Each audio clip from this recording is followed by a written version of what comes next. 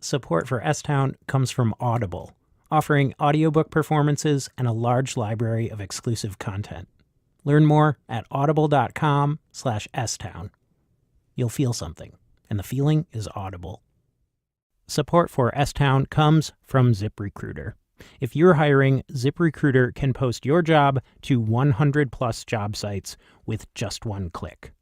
Try it for free at ziprecruiter.com/stown. That's ziprecruiter.com/stown. Chapter 4. My first visit to Alabama, John's bedroom, when he was still alive. Go, go, go, go. Get into climate change now. Go, go, go. Standing in front of John's computer, which sits eye level atop a large professional-grade sound system, his prolific collections of CDs and unopened Furbies on the shelves behind us, John's scrolling through, showing me a manifesto he's written. Go, go, go. How many pages is this? I have no fucking idea. Go, go, go. It's 53. The document is filled with charts, graphs, images of violence and pornography, of Westboro Baptist Church protesters, and of Lady Gaga getting vomited upon by a so-called vomit artist, as well as paragraph after paragraph, all laying out a Macklemorian unified theory of economic, environmental, and societal decline. And, at one point as he's showing me this material, John quickly and casually pulls up this document. Oh, yeah, I have this on file at all times in case it's necessary. You never know. Your suicide note? We weren't going to call it out loud, but you did. Well, we're looking at it. It's right here. I keep it on file. Yeah, we didn't have a camera. Big mouth.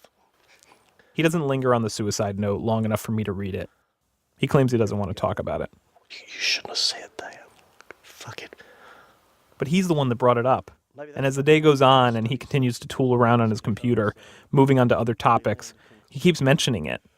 I'm not sure why, what exactly John is trying to tell me, but after a while I tell him what I think. I would like it if you wouldn't kill yourself. Okay, well, it's not going to happen this afternoon. I'm in a pretty good mood today. This is what it was like to talk about suicide with John. He was so cavalier about it. He'd dismiss your concern, laugh it off, and try to change the subject. I found a better video that describes the entire history of the fossil fuel industry in about 17 seconds. Hey, but wait a minute. I want to go back to this, because you're dumping a lot on me here. Why do you have to kill yourself? Turn away from the computer, because you're getting distracted. I want you to seriously think about this. Doesn't everyone?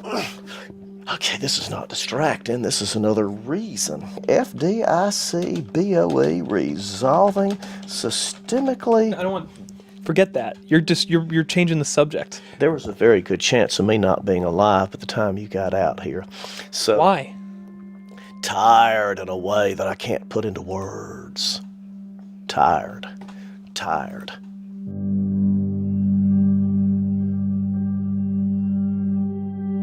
I wasn't the only one John showed his suicide note to, apparently. I also emailed it to Town Hall and my lawyer over there to keep on filing. You emailed your suicide note to Town Hall and your lawyer? Mm-hmm. Yeah, I actually mailed a email to the town of... He pulls it up, the email, and reads the information he sent them. How many dogs I had, and the way to identify them, and the vet. List of people to contact in case I decide to blow my damn head off.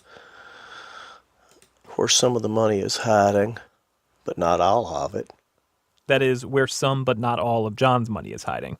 He did not disclose those details to me. There's things I won't discuss with that thing turned on now, but I'm unbanked, and you can make as much as you want to make of that. John did tell me that if he died that afternoon, $100,000 would go to PETA.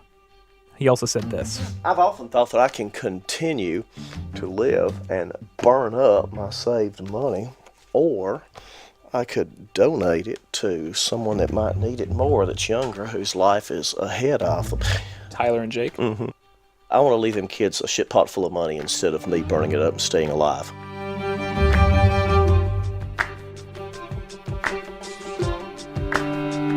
From Serial and This American Life, I'm Brian Reed. This is Shittown.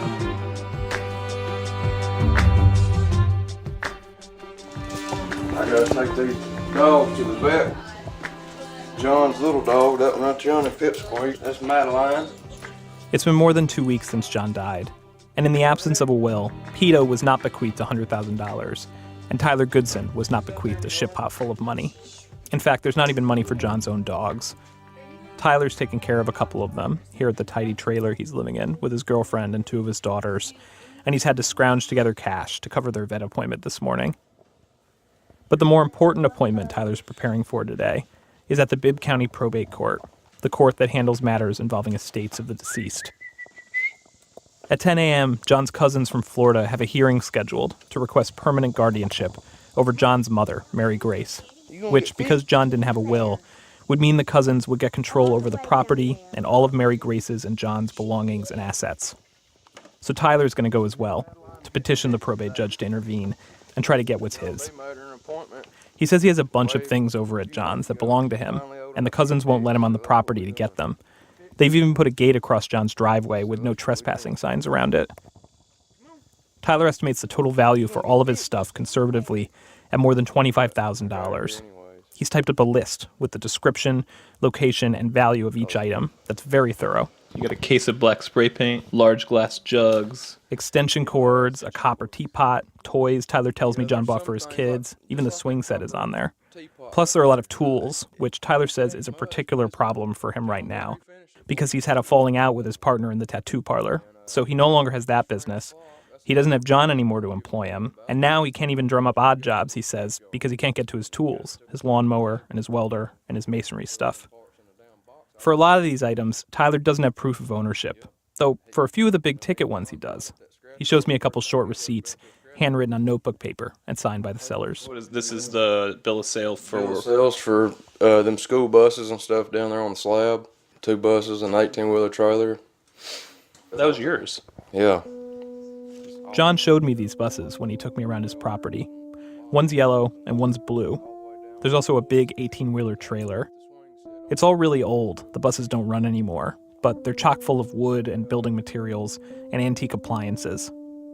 John didn't mention that stuff was Tyler's. You see, me and John been planning on building something out there for a while now, and we just been accumulating old bricks and the lumber and stuff like that. I got just about everything down there to build a house with. I'm about to lose it all if something don't get done, but hopefully this little bit of proof will help me.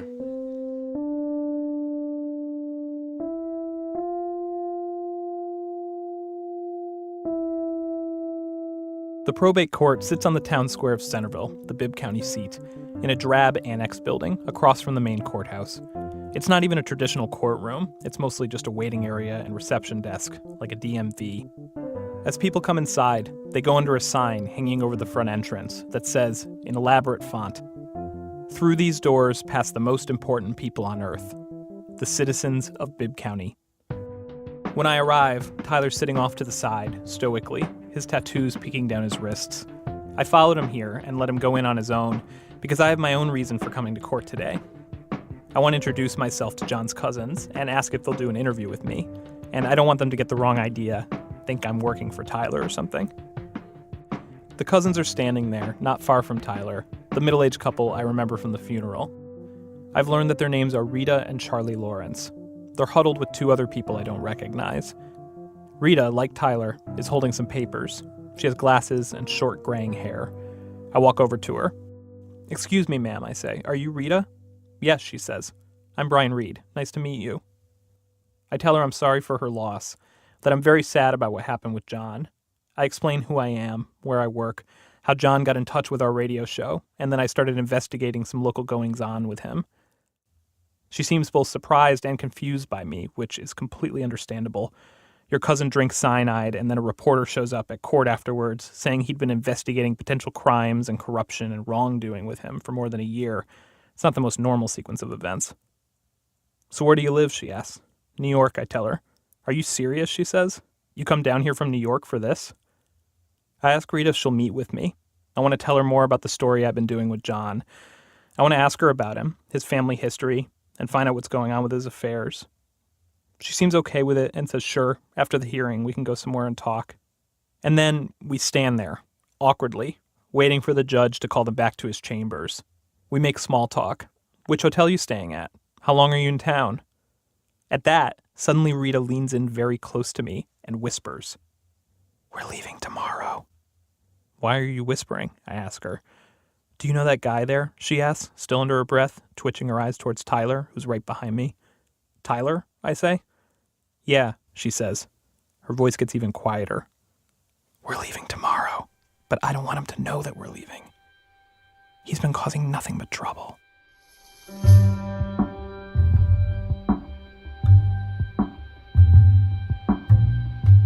Soon, Judge Jerry Powell will summon Rita and her husband Charlie, as well as the two others they're here with and John's lawyer, Boozer Downs, into his chambers to have a private meeting. And Tyler will go in with them to make his final plea. Despite John having said that he wanted to leave money and gold to Tyler, despite John texting Tyler minutes before he died that he could have anything in his house that he wanted, all Tyler will ask the judge for today is the stuff that he says was his to begin with, that he's documented neatly on his list. Tyler does not like going to court. He feels the courts and cops and lawyers have done nothing but victimize him since he became a teenager. But here he will suck it up and make this one last effort to do things the proper way, within the system. And the system will not be sympathetic. Judge Powell will explain to Tyler that this hearing isn't about his stuff. It's about signing guardianship over to Rita. He's about to do that, he'll say. And once he does, she'll have control over the Macklemore property and everything on it. Tyler will have to work things out directly with Rita, or take the matter across the street to civil court. Tyler will try to protest, but Rita will sell everything before I have a chance to bring a suit, he'll say. And Judge Powell will tell him that if someone gives you something, he advises that you take it home with you. And that will be the end of it. Dejected, Tyler will walk out of the chambers to his car, underneath a sign reminding him that he's one of the most important people on earth.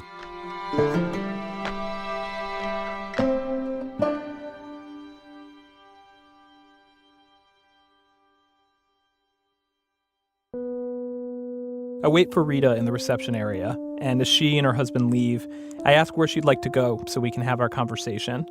But now she says she can't. They have too much to get done before they head back to Florida the next day. We chat for a bit, though, and before she goes out the door, she does ask me a question about John. Quote, "Did he tell you where his money was hid?" Unquote. They done gutted the damn place. Really?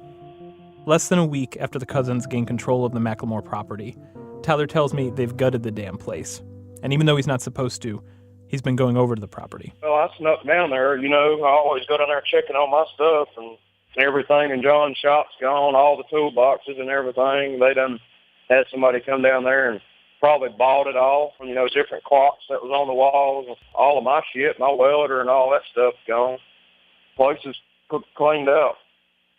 When you've been over there, have you been poking around for the buried treasure, for the gold or the cash or whatever there is? Well, hell yes.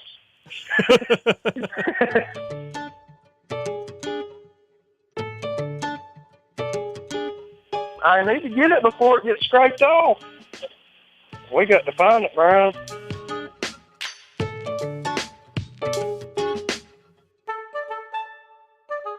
Rita suspects that John had money or gold hidden somewhere, but Tyler's all but certain of it. He says when they would make purchases around town, John used to say, "Well, gotta go dig up some more money." And Tyler says he knows for a fact John was buying $30,000 worth of gold at a clip. John even showed him some of it once, a small box out of which John pulled a single tiny gold bar, though it was clear the box was filled with others, Tyler says. And John strongly implied that there was much more gold where that came from. So where have you looked? You mind telling me? It could be in the graveyard, it could be in the maze, it could be anywhere, but I think it's up under the damn doghouse or something. Here's Tyler's theory about where the hidden treasure might be. The doghouse is near the human house, and you can see it from the kitchen window, where John spent a lot of time talking on the phone, brewing highly caffeinated tea, pissing in the sink. Tyler thinks John would have stashed the treasure in a spot where he could always see it from the kitchen. And plus, I think all them mutt dogs protected it. So have you poked around on that yet? Well, on the doghouse? I've went out and I've looked in the doghouse and seen if there's any type of compartments built up under it or whatnot. And I've been up under the house and I've been out in flower beds and shit like that. But Hell, Brian, up under John B's house, he had me weld up these little metal doorways. These are the gates Tyler once told me about that he built for the dungeon-like tunnels in John's basement. But I've done been up under there. I've done been all up under there and all them fucking spider webs and rats and snakes. And I ain't seen the first sign of anything. You know, we've done so many projects around there that it's got to be somewhere in one of them projects that we've done, you know, somewhere that if anybody could find it, it would be me. And, you know, he's probably left me some type of clue. Tyler's phone cuts out for a second, but he was saying John probably left him some type of clue. Yeah, I'm sure he's left me some type of clue, and I just ain't thinking of it.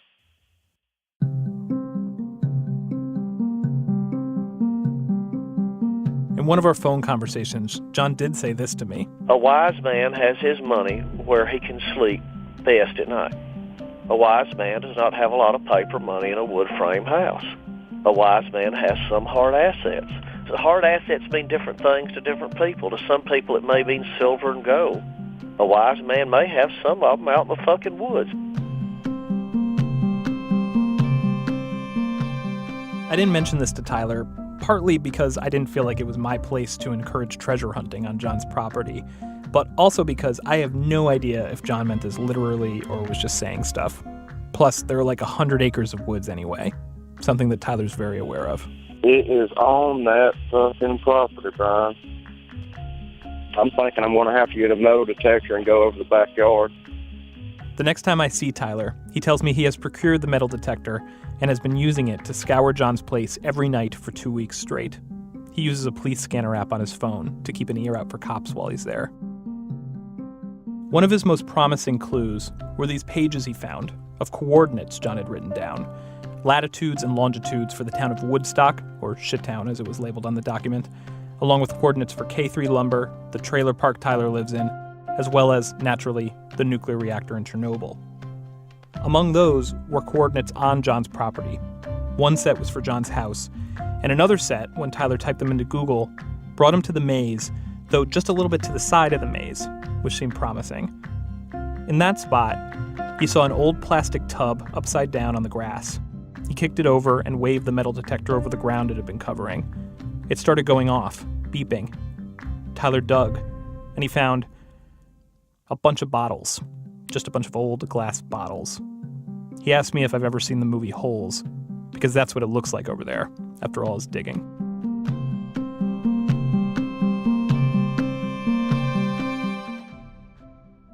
The hunt continues in a minute. Support for S-Town comes from Audible. Was the last thing she heard from the car as it pulled away. This might be the last time she saw her brother. She shut her eyes and pretended none of this was happening. Then she heard car brakes, wheels reversing, and her brother's voice, barely discernible under the loud car speakers, that now played these words. If that story made you feel something, learn what an entire Audible book can do at audible.com/STown. Support for S-Town comes from ZipRecruiter, dedicated to finding qualified talent for your business. With ZipRecruiter, you can post your job to 100-plus job sites with just one click.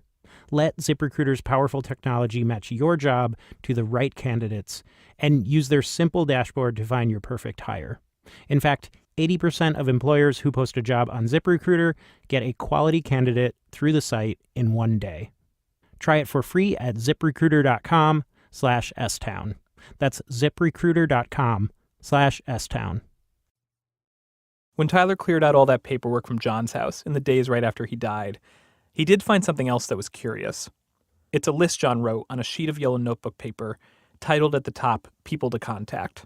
Tyler sent me a photo of it, and Faye Gamble, the town clerk, told me that John sent a copy to her as part of his instructions before he drank cyanide. There are 15 names and phone numbers on the list. Tyler's name is not one of them.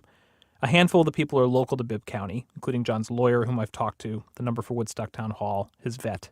His cousin from Florida, Rita Lawrence, is on there.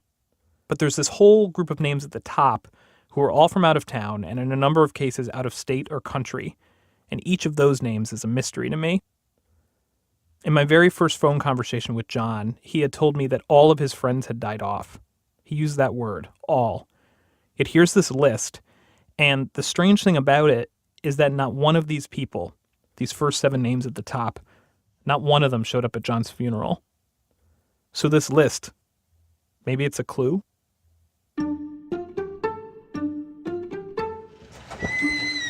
But to you, probably like a bomb went off in here, but believe it or not, we know where everything is. This is our clock shop. On an early Saturday afternoon, I meet a man named Alan Bearden at his clock repair shop in the back of an antique mall near the interstate in Pell City, Alabama. He's the first of these names off John's list that I contact. Pell City is about an hour east of Woodstock, on the other side of Birmingham, and the vibe here is different than Bibb County. It's situated on the Coosa River, which has all these switchbacks and detours that make it look more like a smattering of lakes than a river. The place feels livelier than Bibb. There's a big rodeo going on, boats on the water, families vacationing. Alan's in his 40s, an athletic, outdoorsy guy who makes time for me after a fly fishing lesson he gave in the morning. He's a clock restorer like John was, though he says he works in the, quote, horological field, which is a term I've never heard until talking to Alan. Horology. You know, horology is the study of time. That makes Alan and John horologists, or more precisely, because they fix old clocks, antiquarian horologists. He studies time. Alan tells me horology experienced a kind of heyday in the 90s, particularly as antique collectors took to eBay. But that boom has been over for a while, and especially with time so easily accessible now on our appliances and cell phones, it's definitely a dying trade. John saw that coming, Alan says.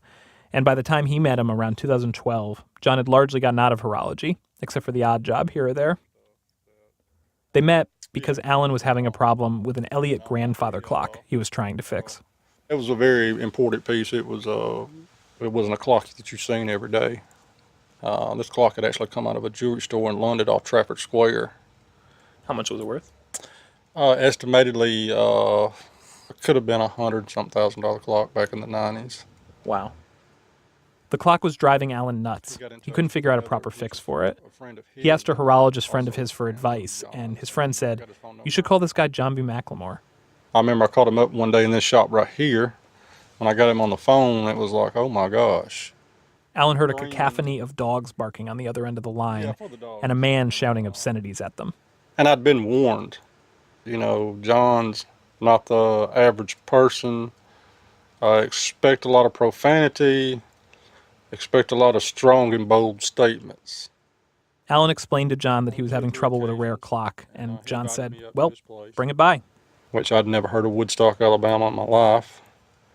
It was very hard to find this place. I had a physical address, but my GPS kept carrying me 2 or 3 miles down the road. I've been there.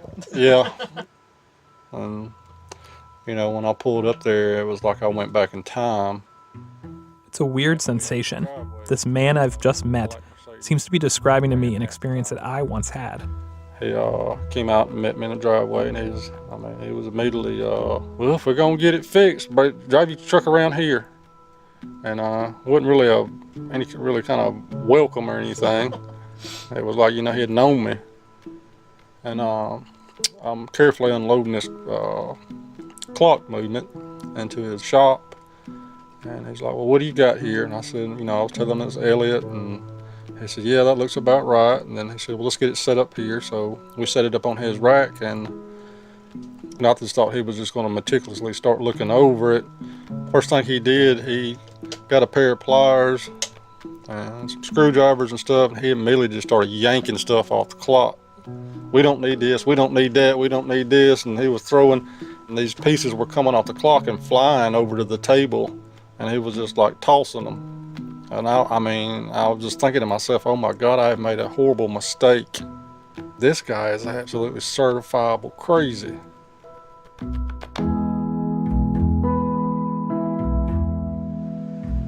He's just running off the mouth about this and that about the clock and how horrible the clock had been treated. You know, pliers must have been on this. Incompetent clockmaker on it. I mean, he wasn't particularly talking about me, but... John was referring to the other horologists over the last 100 years who, judging from the witness marks he was observing, holes and impressions and discolorations, had subjected the clock to sloppy workmanship over the course of its life. Alan knew what the problem with the clock was. That he'd been able to diagnose on his own. It was an issue with a piece called the gathering pallet. He says he probably could have machined a replacement that would have made the clock run, but that would have been a quick fix, not a restoration. The kind of horologist Alan is, and John was, they aren't trying to simply make the clock work again. Their goal is to preserve and reconstruct the original craftsmanship as much as possible. But Alan had never restored an Elliott clock before, so he'd never seen this type of gathering pallet in working order. And when he looked for diagrams of it, he couldn't find any. John knew out of the top of his head what that gathering pallet actually looked like, just from his years of experience. What it should have looked like. What it should have looked like. And what he did was he took a piece of steel and he hand filed that thing up by hand. Got it fixed and got it put it on there. He did that in front of you that day? He did it that day. It took him almost about 3.5 hours, but he sat there and hand filed that out. After I saw that, I was just totally amazed. Just to file something blankly out of the top of your head with some needle files and not have any kind of diagram or anything like that. I mean, he just filed it out and started fitting it to the clock. What were you thinking when you watched it? That this is a master. That, Alan says, was the beginning of his and John's friendship. They emailed often, talked every few days. About once a month, Alan would go visit, and they'd troubleshoot a clock together, wander around John's yard, get lunch at the local grocery store. Alan tried to get John to come to his neck of the woods. He wanted to take him out boating on the lake, but John never came. He said he couldn't leave his mom for that long. Alan told me something I hadn't known about John. John had an impressive reputation for working on world-class, high-end timepieces, some of the finest clocks in the world.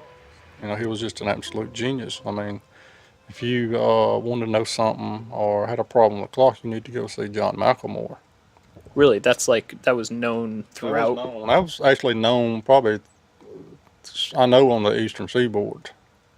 He would have people coming down from Massachusetts driving their car to Woodstock, Alabama to get their bracket clocks fixed and stuff like that. Because he was the closest and best they could find? Well, I wouldn't say the closest, probably the best. In his earlier years, John used to travel to England, where he visited with fellow horologists. He wrote about horology, consulted on horology books, and he was known for doing elements of restoration that very few people still do, such as an ancient process for making things gold known as fire gilding that is very dangerous and illegal in some places because it requires burning mercury. And another thing Alan tells me that I wanted to find out, John made good money. John probably in the 90s could have sat on his butt and worked 2 or 3 days a week and made $150,000 a year. Easy. There's no telling how much money he made in the clock trade. And John just probably packed that money away. I mean, who knows, but that sounds to me like the type of money that could potentially amass to a bountiful hidden treasure. There comes a point in our conversation when Alan has a question for me. But as far as John's, you said you found out through Tyler? His sister-in-law. His sister-in-law? Yeah. That is, as far as John's suicide, though Alan doesn't speak the word. I guess that was how long ago? I went to the funeral. I was able to go to the funerals right before. Well, you were better off than I was. I didn't find out till maybe a week and a half later. You know, I didn't really have a chance to, say goodbye to him. I'm sorry. Yeah. Alan had been out of town for a watch and clock convention shortly before John died and hadn't talked to him for a while. When he got back, he and John emailed a bit. The day John would go on to kill himself, Alan wrote him, telling him he wanted to come visit that week. That night, while Alan was teaching Vacation Bible School, he saw a call come in from John. He silenced it and then called him back when he got home. No answer. Called him the next day. No answer. As the week went on, it was the same. Alan got in touch with a mutual friend of his and John's, a mechanic in Birmingham who's also on John's contact list, and asked him if he'd heard from John. He hadn't. Alan wanted to drive to John's place to check on him, but his wife was pregnant and sick. He decided to give it one more day, and if neither he nor the other friend heard from John, he was going to call the Bibb County Sheriff's Department. He knew John hated cops and authority and might not forgive him for it. But he also knew John had talked about suicide, so he was ready to risk it. You know, sometimes I had to weigh that out in my head. Was it worth losing him as a friend to see him get help?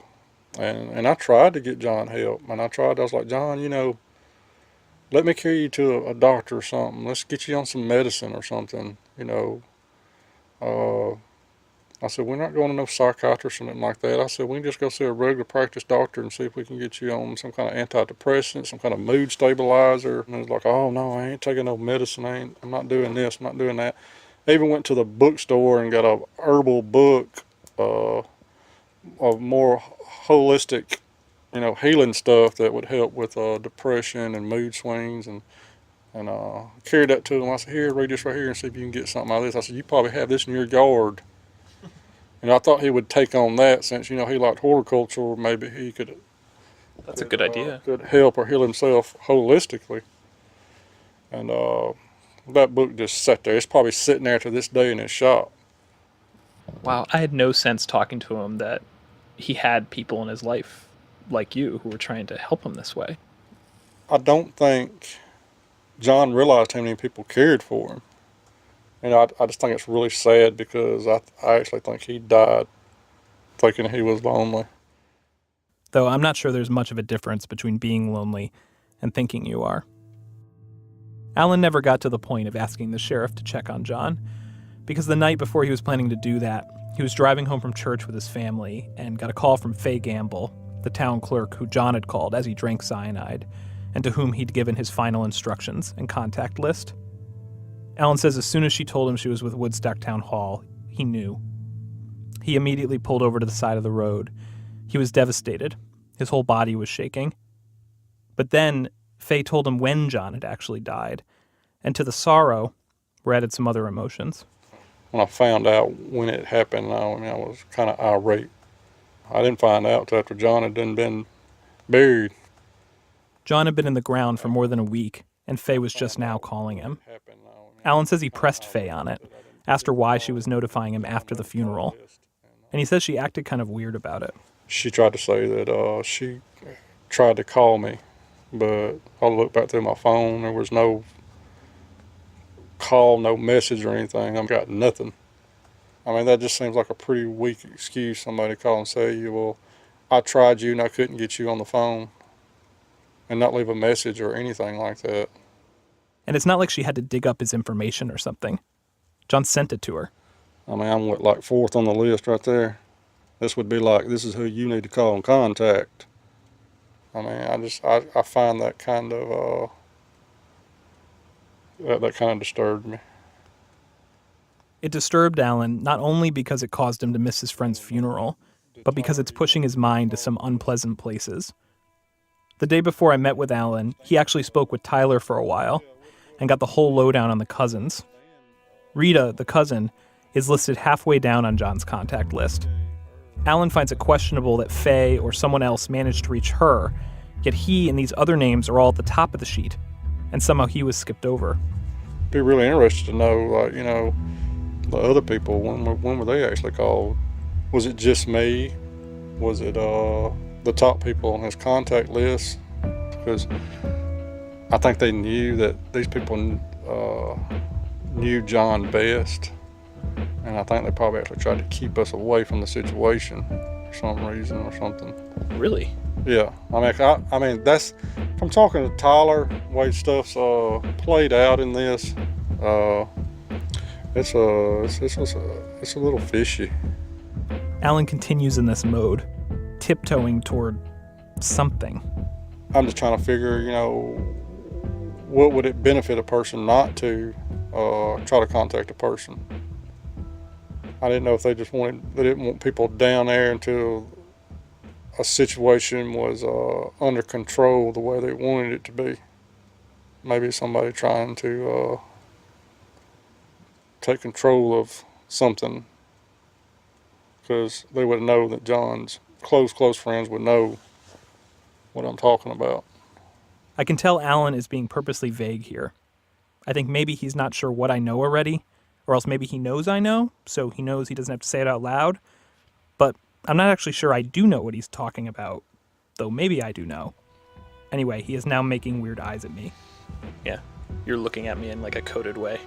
I can tell you my theory on something, but I'm not going to do it on the air.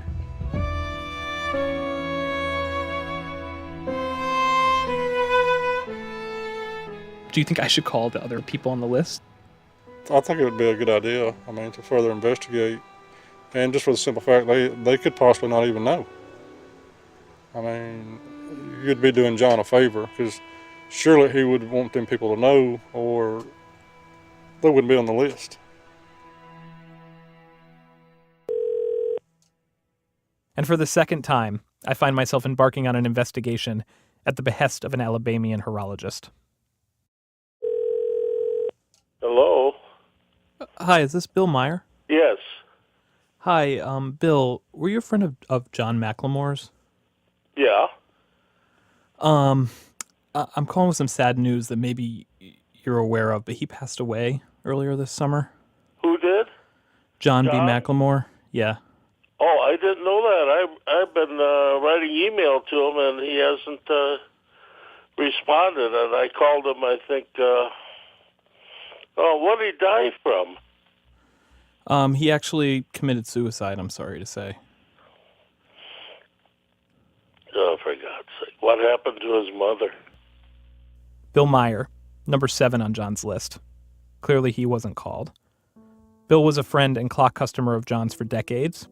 He lives in Utah, in a house he describes as being more like a museum than a house. He'd drive from Utah to Alabama sometimes to visit John.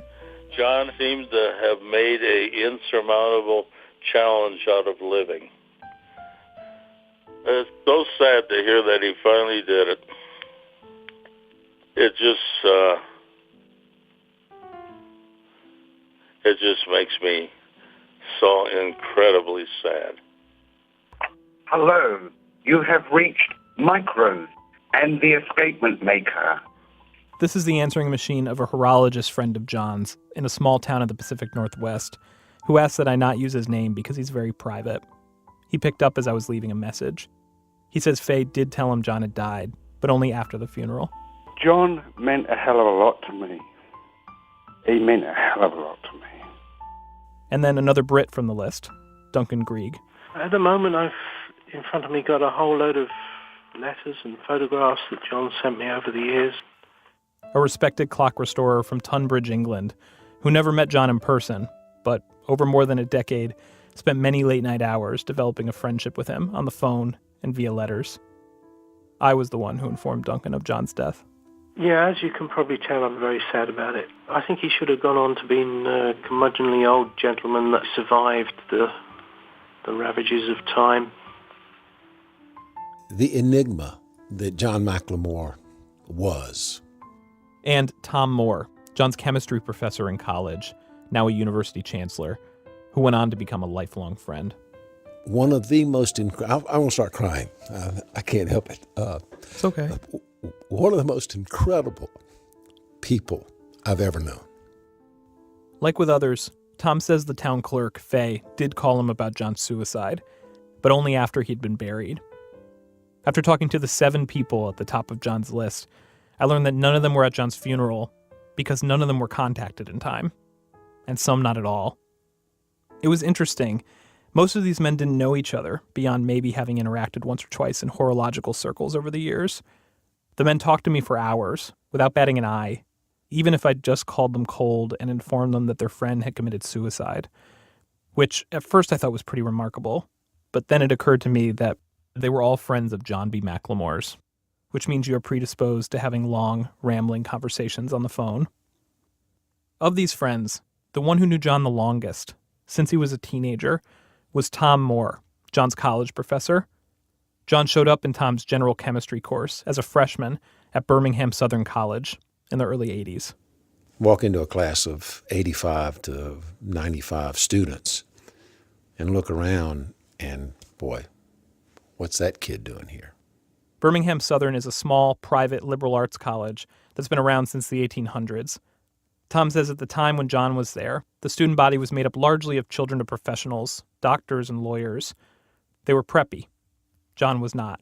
bushy red hair, unkempt, clothing from a different socioeconomic background. He was clearly different. Tom says John didn't make any friends at Birmingham Southern, and he didn't live there. Every night he drove back to his parents' house, back to his childhood bedroom, back to Bibb County. And Tom could tell that as much as John didn't fit in at college, he didn't fit in back home either.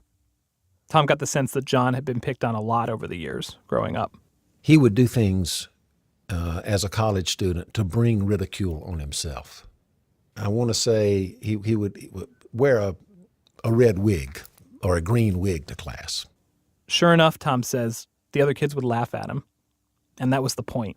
I took it to be out of this history that I'm going to be made fun of. And I can't stand being made fun of just by being who I am. So I'll do some things that enable me to understand why people are making fun of me, and it's not just me being me. It's pretty tragic. I saw that in him, and that's part of why I reached out to him. John B. McLemore's education is the source of some gossip in Woodstock. I have heard that he held multiple degrees in chemistry, in biology. I have heard that he quit school because he was smarter than the professors. I have heard that he had to leave after blowing up a laboratory. The reality was less dramatic. He was bad at school. John was a college dropout. He left Birmingham Southern after 3 years. According to Tom, if John was studying a topic he was interested in, he would learn it exhaustively. Tom spent many afternoons watching John scribble on the blackboard in his office, obscure calculations and theories that were beyond even Tom's comprehension. But when it came to stuff the professors wanted him to focus on, John was almost allergic to it. Tom thinks John got a D or maybe a C in his chemistry class, but John spent hours in the lab on his own outside of class, figuring out techniques he could use in his clock restorations. Tom risked getting in trouble and let John access the lab when he wanted. Remember this? There you go. When John gold-plated a dime for me in his workshop one afternoon. I may be dead and gone one day, but you'll have a souvenir from Shittown, Alabama. A golden penny. A gold dime. Oh, motherfucking gold-plated dime. Shit. I do still have the dime, by the way. That electroplating process, John worked it out as a student at Birmingham Southern as a way to gild clock pieces that doesn't require burning dangerous amounts of mercury. It uses potassium cyanide instead.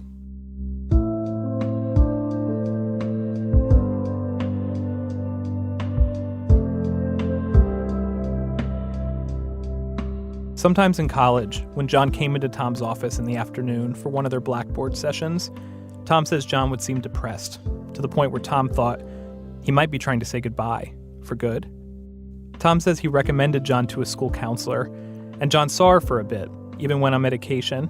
But according to Tom, John didn't like the way the medicine altered his personality, and he chose not to seek any more treatment. Tom figured out that if he asked John to tell him about a clock he was working on or some other topic he was studying, he could get John excited and redirect his attitude, so that by the end of the session, he'd seem lifted out of his despair. Though this could take hours. Tom says he can vividly remember sitting in his office with John on a fall day, glancing at the sun while it set outside his window, watching the sky turn colors over campus, as he thought about his wife waiting for him at home, but looking back at John and thinking, I'm not sure John's ready to go yet. Then listening to John go on, as outside the sky turned dark. I really enjoyed my conversations with the guys on John's list. I learned a lot about John, but also about the people John kept as friends. I learned about lathes and dividing engines and double helical gears and tolerances and sidereal time, and also what an escapement is, the mechanism inside a clock or a watch that actually does the ticking. Many of these horologists and clock collectors told me how they had become fascinated with clocks as children, and how even at age 57 or 80, that fascination hadn't dwindled. One man told me the story of the clock that cemented his and John's friendship, a clock the man retrieved himself from a crypt near Greiling, Germany, where it had been hurriedly disassembled by someone during World War II and hidden amongst the bones and remains.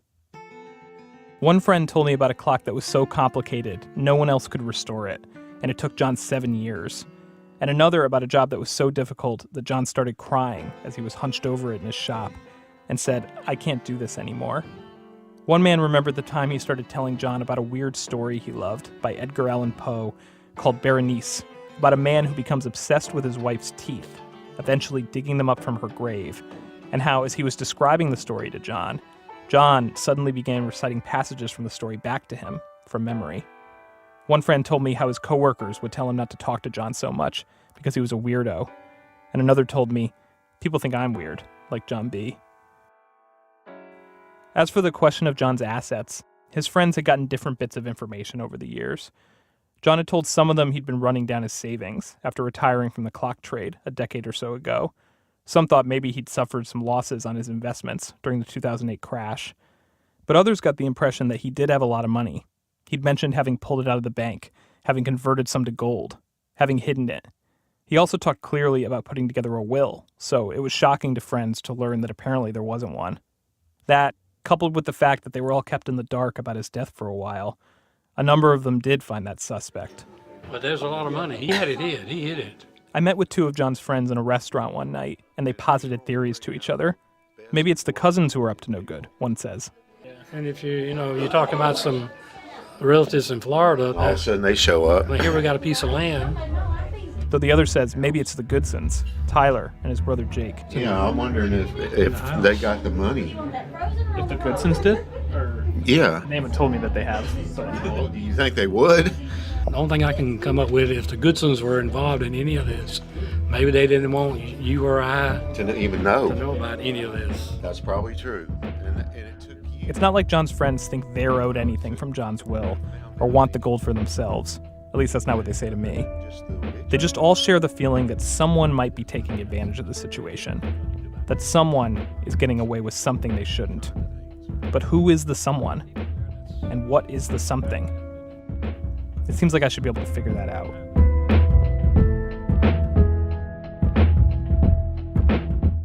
If you ask Tyler who's getting away with something they shouldn't, he says it's clear. John's cousins, Rita and Charlie. As the weeks go on, he keeps the updates coming about the steps they're taking to get him out of the picture. Rita and Charlie recently tried to get his girlfriend arrested for theft, for picking up a package at the post office that was addressed to John, though nothing ever came of it. Also, John's lawyer, Boozer Downs, attempted to hold an informal mediation session between Tyler and John's cousins, but it fell apart when Tyler tried to tell John's mother, Mama as he calls her, how much he misses her, and she looked at him coldly and said, "Don't call me Mama no more." Tyler's convinced that the cousins, Rita and Charlie, have brainwashed her against him. He says they've gone to new lows to secure all of John's assets. And them cousins trying to take his damn titty rings out, thinking that it was gold or something. Wait, what? That happened? I thought I told you about that. No, I have not heard anything about titty ring removal. Apparently this information came to Tyler from Boozer, John's lawyer. Boozer said, "Is them rings in John's titties gold or something? They was trying to take them out." Somehow I doubt that's a verbatim quote from Woodstock Town attorney Boozer Downs, but I'll let Tyler paraphrase. The cousins were physically trying to do it, or they're trying to get the mortician to do it? I don't know. I mean, he told me that the cousins was trying to take his titty rings out at the morgue or something, thinking they was gold. I said, "Fuck no, they're brass, silver-plated brass." He said they was thinking they was gold, trying to take them out. I'm like, God fucking damn. Is this possibly true? I do not know. And one day, Tyler texts me and says, "I'm repoing the buses and 18-wheeler trailer today." Hey, come on up with it. He calls me while he's doing it, hangs his phone on his belt so I can hear. He tells me he wanted to get this stuff, which he says is his, before the cousins had a chance to sell it, like he says they did with his lawnmower and some other things. The buses and trailer don't run, so he's hired a crew of guys with big trucks to tow them out around the side of John's house and down his 910-foot driveway. The buses are filled with lumber, and there's a clawfoot tub and a wood-burning stove, stuff that Tyler says he was going to use to build a small house with on John's property. Now he wants to use it to build a house on his grandmother's property for him and his daughters. The cousins were home in Florida while Tyler did this, but they must have gotten wind of it, because the next day, he tells me a warrant has been issued for his arrest for trespassing. Eventually, a grand jury will charge him with multiple counts of felony theft.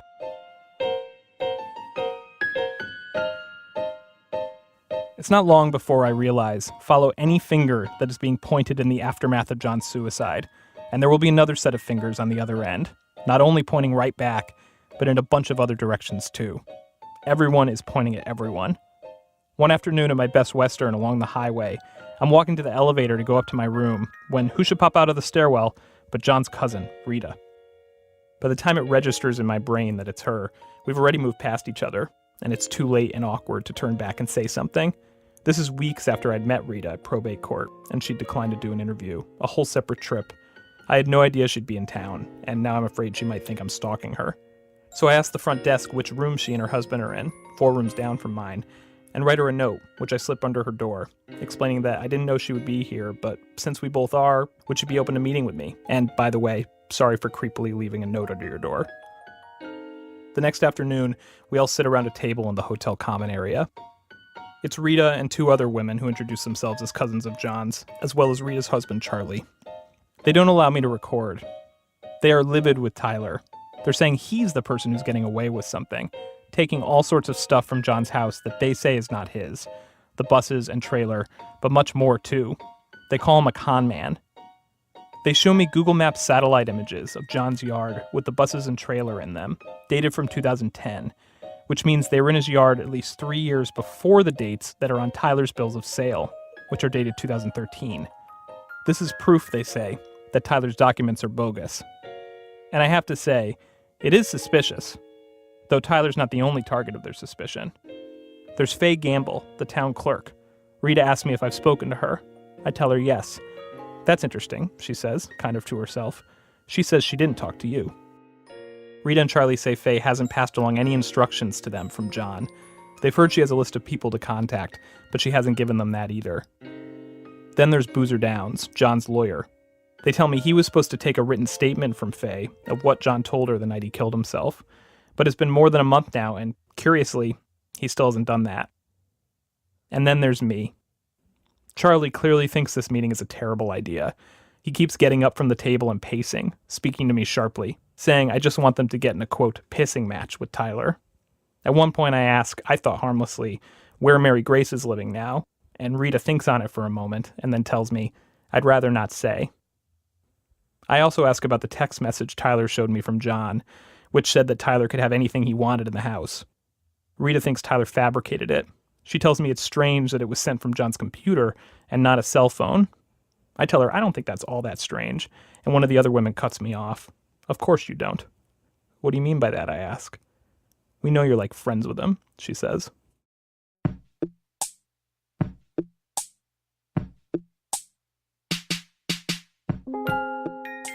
On and on the accusations fly.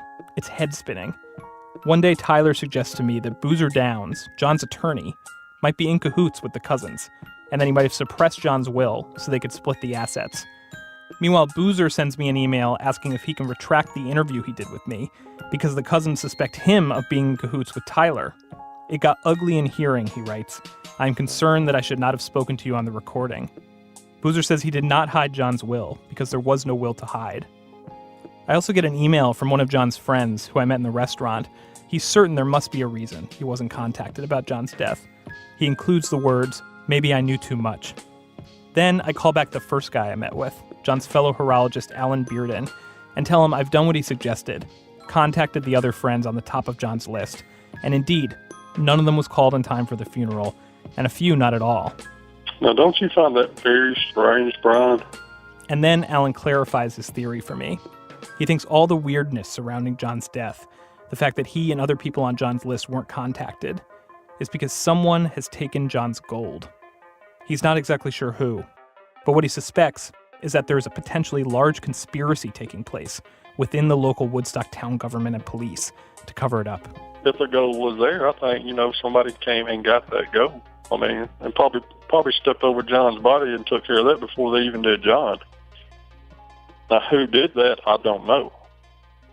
But I think it's somebody who was inside that city hall. The whole thing, it's very suspicious. Very, very, very suspicious. Somebody has that gold. Finally, I make a second visit to the Woodstock town clerk, Faye Gamble. who, after seeming not to have done a very thorough job contacting the people on John's list, has been the subject of much of this suspicion. And after some inscrutable responses to my questions, did you call everyone on the list? Everyone that I could get in touch with, yes. Faye insists. She called everyone. I promise you I did. Were they called before the funeral? Oh, yeah. Yeah, they would call from town hall. Phone, yeah. Faye says most of the people she didn't reach at first, but she claims she left messages. I tell her that according to everyone I've spoken to, that doesn't appear to be the case.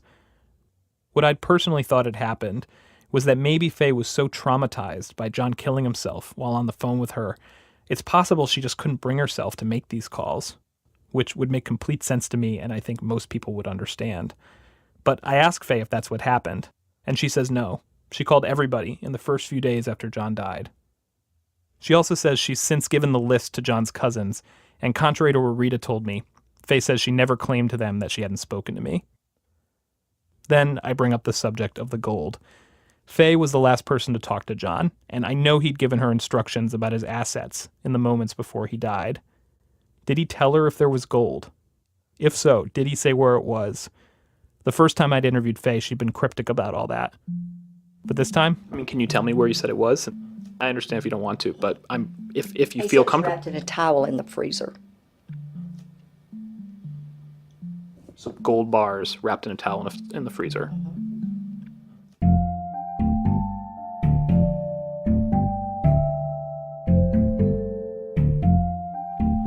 Did he say how much worth of gold? Just gold bars. Were there any other spots, like outside or anything like that? No. After John's phone call, Faye rushed over to his house, along with the Woodstock police. But she says she didn't look in the freezer. She told the police officers that John had said there was gold there, but she doesn't know if they looked either, and she doesn't believe the cops would have taken it. What Faye does happen to know, she says, is that when John's cousin Rita got into his house 3 days later and looked in the freezer, there was no gold there. So what do you think was going on? Do you think there was gold and someone got to it? Do you think there wasn't gold? I think they either have not found it or that somebody had went right in there. But who?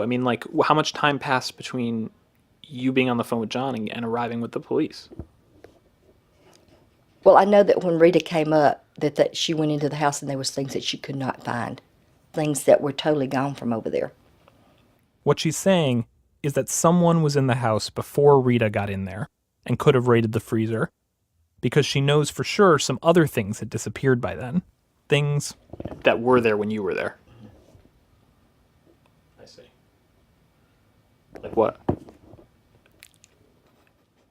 Faye starts moving her mouth without letting actual sound out.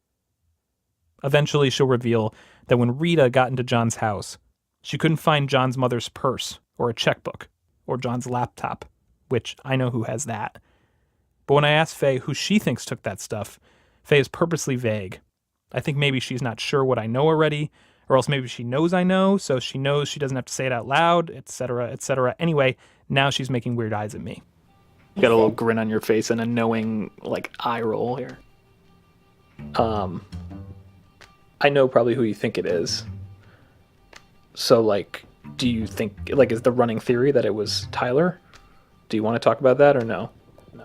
Okay. Because I know things I can't talk about. You know things you can't talk about.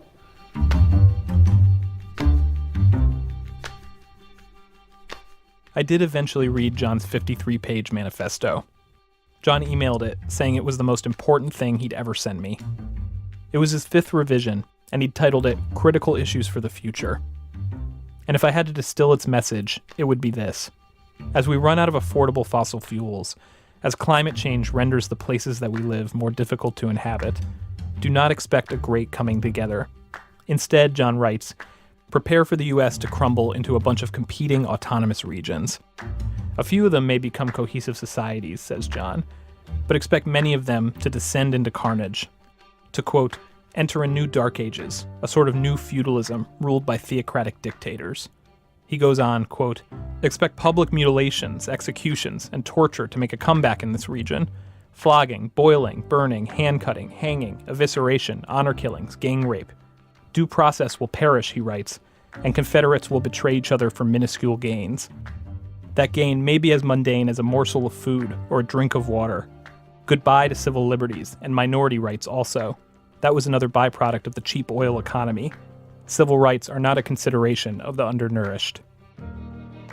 I remember reading this in 2014 and thinking, wow, John does not have a high opinion of modern humanity's ability to solve problems.